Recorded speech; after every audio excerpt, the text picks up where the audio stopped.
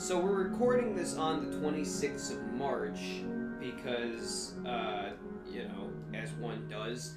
And the only reason I bring that up is because tomorrow episode 3 will be coming out, and today we're recording episode 4, so I don't know when this will be released, but today some news did come out, and I want to make sure everyone at home knows how timely we're being by saying this is actually March 26th. You're right. Fun fact for you. The Chicago Police Department today dropped all charges against Jussie Smollett and expunged his record, effectively admitting they were full of shit and he didn't make anything up and they had nothing to go on. Now, the audience doesn't know this, but we cut a bit from episode 2 where I said that was going to happen.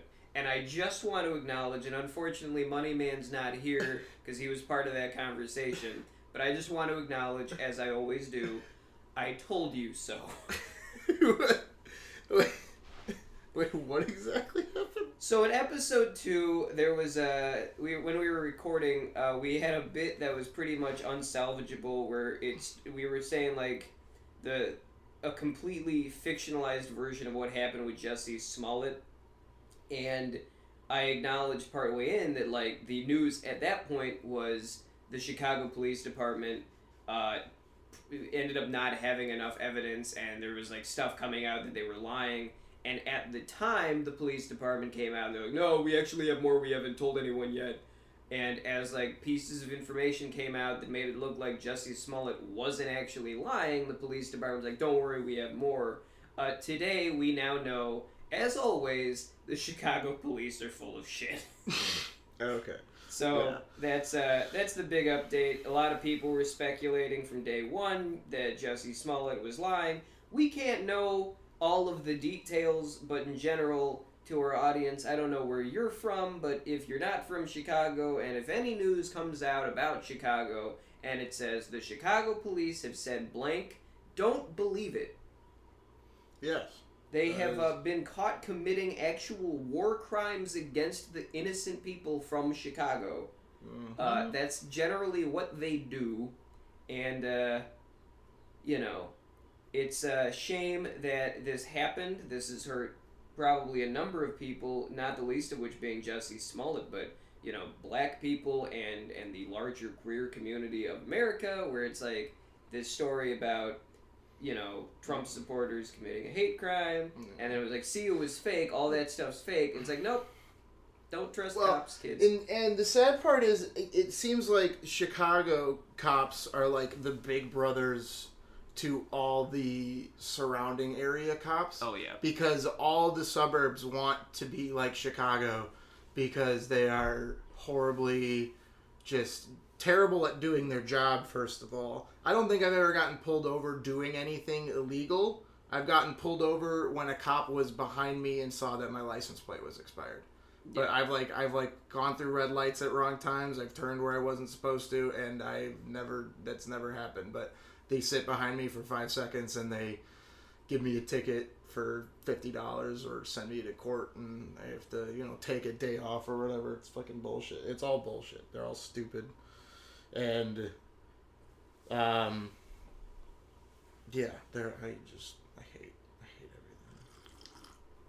Blue Lives Matter, though. And, no, yeah, I mean, here's my big story. You know what? I'm going to be real with you. I'm probably going to cut this and put it into an after the fact, because now we're just having a serious conversation. Yeah, that's true. Yeah, if you're listening to this... what? Why don't we we'll keep the beginning sad fun fact and sad truth, but it'll just be like a harsh cut till when we actually have weird conversations. Yeah. And we can just be recording an after the fact now. Yeah, right now. Because I'm not really feeling super... Well, I am feeling good. We'll move in. Yeah, but, we'll figure it out. I once had... I got a ticket sent to me in the mail, and this was January of 2017, and it said I parked illegally in a bus stop in July of 2016, and I'm like, well, and I checked the address because they gave me an address for the bus stop. It was somewhere I've never been in my life, like the part of Illinois I've never driven anywhere near. Jeez. And it was part of Chicago. It was like way out the borders of Chicago. And I, called them and I was like, hey, I genuinely think this has to be done in error. This is a half-a-year-old ticket being issued to me for parking in a place that I've never been to. Like, can you double check that they did this right? Like, is there photo or video? Like, because, most of these, like, automated tickets are done that way, and that's why you get away late, because it takes a while to process. The lady on the phone is like, hold on, let me check. She pulls it up, and she's like, no, it was a handwritten ticket last week. And I'm like, all right, so some police officer in Chicago waited 6 months to say my car was parked illegally in the middle of nowhere. He just wrote by hand. So I sent in. Probably needed to fill his quota. No, exactly. One more. Exactly. And I'm sure what happened was I was driving around the time frame. I was driving a friend home. They were on Cicero, but I don't know what neighborhood it actually was. I think it was whatever it was. They were out west side area and just driving around, dropping them off at their place. And my car. I'm not going to tell anyone. I don't know. I assume no one listening to this is going to try and get me a ticket or anything. I'm not going to give away the make and model of my car, but it's not a fancy car by any means. I'm sure some cop was camped out just writing down license plate numbers or some shit. Like, and I emailed them the whole contesting thing saying, like, I don't know, for listeners, if you're fully aware of the U.S. legal system, especially if you happen to be from, I don't know, like Lebanon or something, but you're innocent until proven guilty. That's a constitutional thing. Puerto Rico? Peru. Yeah, or if you're from Peru. But innocent till proven guilty, so it's borderline. This has been a thing that has like gone into courts before. Unconstitutional for like red light cameras because you're proving your innocence, and that's not how the American system is supposed to work. Yeah. Same being in this instance of like I'm being sent a ticket saying I'm guilty of parking somewhere and being told to prove my innocence. They have no proof of anything. And all I can say is if I have photo evidence of my car not being there 6 months prior. And I'm like, I don't know where I was then. There is no evidence that I was beyond a police officer submitting a handwritten note 6 months after the fact.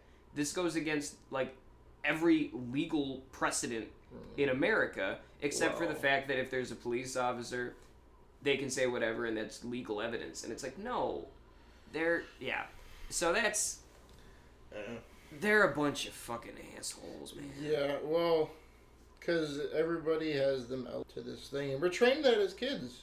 We're trained to elevate them to this, like, level of, like, oh, these people are super great, and they're here to protect us. They're putting their lives on the line. They're going to stop us from getting, taken by my favorite child, whatever's, but it's like, ugh. They don't actually show you, like, and when I'm not at this elementary school showing you my gun inside my holster, I'm over in the middle of Chicago giving tickets to poor people. Yeah. And they're class traitors inherently, and their whole job is to sort of enforce this broken class system and racial inequity. And there are those people who go in and they don't realize that's what they're doing. What's the phrase? Drunk that Kool-Aid. A wolf in sheep's clothing. Exactly. They're a sheep in wolves' clothing. Yeah. They're a normal human in the clothing of someone who's powerful. Exactly. But no one in real life gives a shit about them. If you didn't see them with the fucking badge or with all their shit on, you would give no fucks about them the same you give no fucks about anybody else. And they're just bullies. And they think like, oh, now I'm big and important, and it's like you're on the same tier of society as we are. The only difference is your union literally lets you get away with murder, and it's like, And my favorite thing of it all, and we just finally started getting away with flicking cops off without getting in trouble. That was a great exercise story. your right.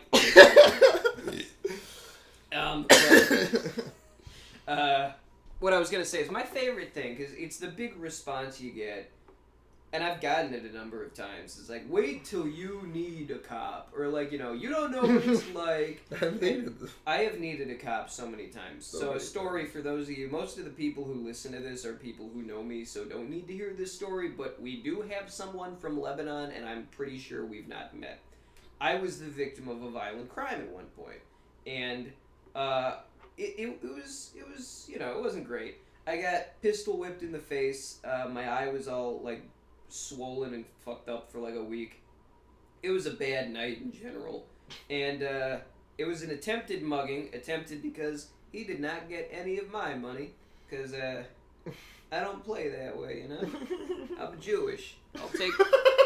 I'll roll with the punches. But I was gonna say it, but I guess like it's good that you said it.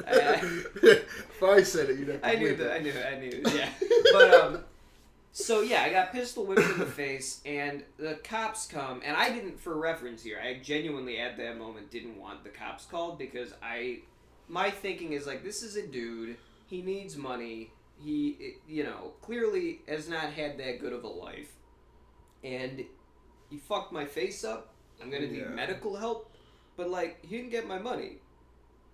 I don't feel comfortable with the idea of like, because if it was a matter of like, oh, I'm concerned about other people who might get hurt by this person, so I want them to get caught, that's what people think. Here's the thing. The second you tell the police a 6-foot-something young black man hit me with a gun, they're not going to get the actual guy. And if they do, it's a coincidence and they don't give a shit. And I'm like, I gain nothing from doing this. But the person who got the guy away pulled out their phone and called 911 and everything, and I'm like, I don't know, I just gotta, and I'm like in a daze because I just got, you know, fucked up in the face. Yeah. I'm like, nah, man, I'm just gonna call work, because this happened while I was working. So anyways, flash forward, the cops come, and they're taking down my name, and my name is spelled with one fewer letter than it is typically spelled. I had to spell it for the police officer, and I was counting because I wanted to tell this story after the third time. 6 times. He then says, every single time he spells it the other way. So imagine if my name was like Jeffrey, but I spelled it Geo. If I spelled it to him 6 times, and every time it's like, so Jeff, like that. It'd be like that. I'm not gonna give my name. I was thinking Jeffrey. There you go. I was also thinking Jeffrey, but I was thinking Jeffrey with one F. Jeffrey. Yeah. So 6 times. Finally, after 6 times of him fucking up, this is an actual police officer. Yeah. He just asks to see my driver's license instead. Looks at it, writes down my name. And then I go to the hospital, and they call me the wrong name, and I don't think about it at the time. And then I go the next day, and I need to copy the report, and I'm there for 30 minutes, and they're saying, yeah, no one's put in a report that you were the victim of a crime. I then realized he gave up and wrote down my middle name instead. After 6 times of spelling in my first name, this police officer looked at my driver's license and decided, I'm going to use a different name. Yeah, you only need an IQ of like, what, 76 to... There's police departments where you can be overqualified based on your intelligence on testing. And like that came out, I don't remember what state it was, but that came out. And there's reasons, you know, people who are more educated are less likely to be racist, more likely to be nonviolent. Like, it's not hard to pick apart and be like, gee, why would they do that? But that's a thing that actually happened. Mm-hmm. Point being, people go around, whenever you try talking about, like, well, police are just inherently bad and the system is broken. By the way, we didn't have an organized police department system for most of human history. Like, this is a relatively new system we have, and it isn't good. So, like, it shouldn't be considered radical to say, let's try a different thing. We've only been doing this for a couple 100 years. And... yeah, no. And the one thing that the cops are supposed to be good for, which is property management and, like, you know, protect... because that's mostly what it's for. It's for protecting your property. They don't care about people so much. No. It's rich people who can pay money to have nice cops, or even, you know, like, just to be well known enough for the cops to want to be a part of their life. And that goes on to they want to be one of the rich people too, but they're just the ones protecting them, all that bullshit. But then when it comes to actually, like, helping your property, if you're poor, they don't give a shit about your property. Even if your property is, like, 90% of your income or whatever, like, if it's not, a $50,000 car or... Yeah. And my house was robbed countless occasions by someone we knew, and we knew who it was, and they never even tried. And the fucking most bullshit part is, you probably heard other comedians talk about this, is about 3 to 5 months later, they will give you a call and ask you if you found your stuff. Yeah.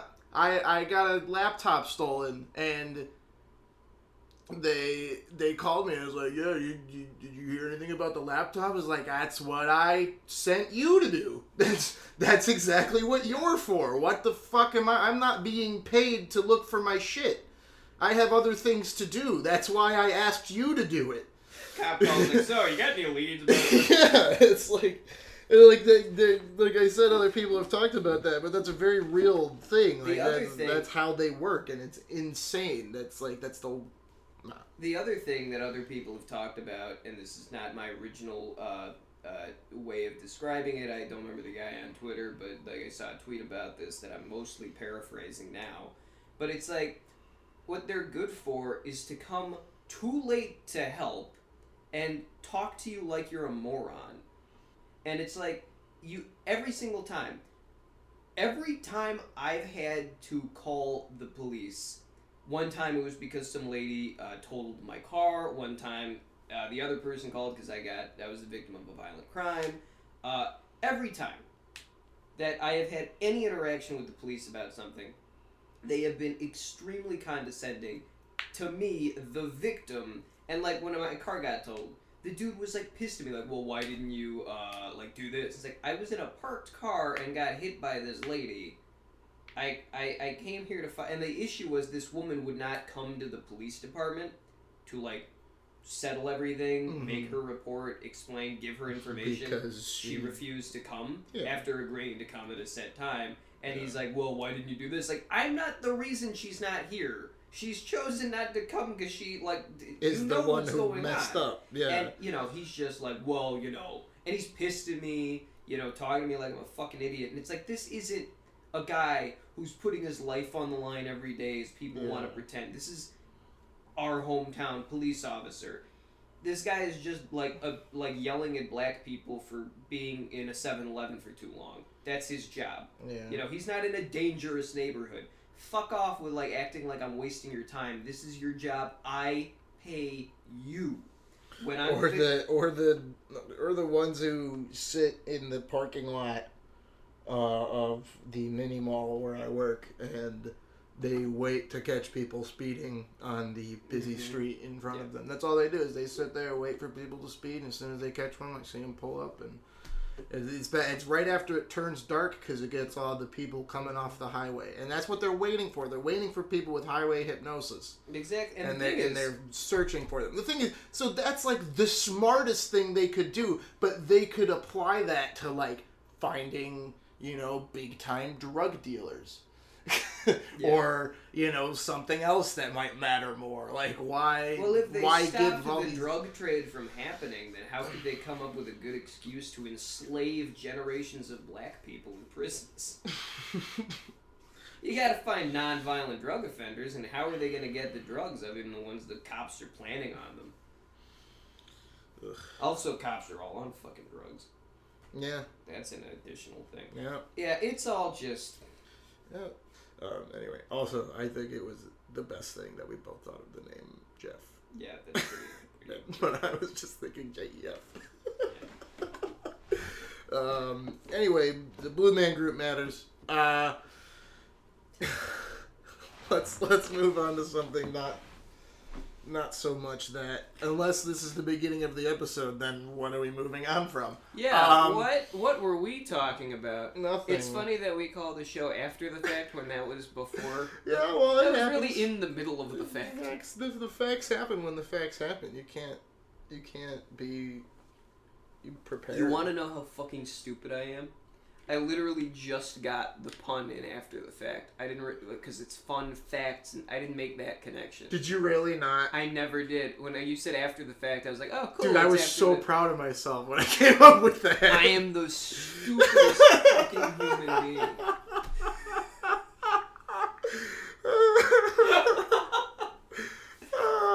God damn it. I think, okay.